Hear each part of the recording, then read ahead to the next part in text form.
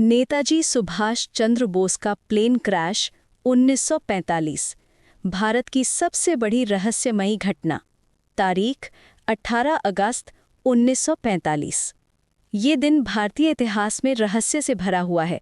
कहा जाता है कि इसी दिन नेताजी सुभाष चंद्र बोस का विमान ताईहोकू यानी अब ताइपे ताइवान में दुर्घटनाग्रस्त हुआ था।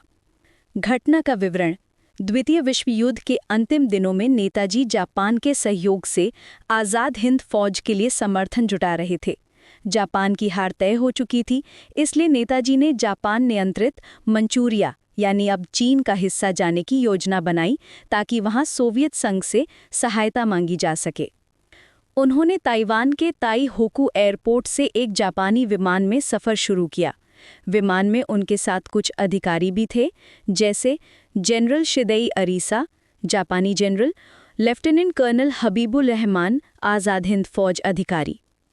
उड़ान भरने के थोड़ी देर बाद ही विमान के इंजन में विस्फोट हुआ और वो जलकर गिर पड़ा।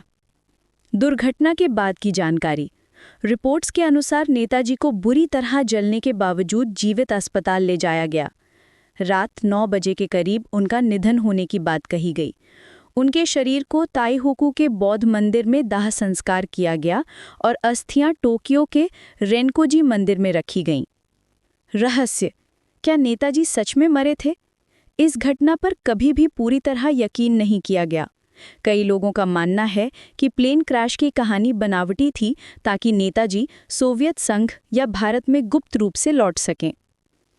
कई जगहों पर नेताजी को देखने की खबरें आईं, विशेषकर साइबेरिया, रूस और फैज़ाबाद उत्तर प्रदेश में गुमनामी बाबा के रूप में।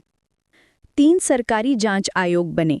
शाहनवाज कमेटी 1956, खोसला आयोग 1970, मुखर्जी आयोग 2009। इनमें से मुखर्जी आयोग ने कहा कि विमान दुर्घटना में नेताजी की मृत्यु के पुख्ता सबूत नहीं है। आज भी रहस्य बरकरार है।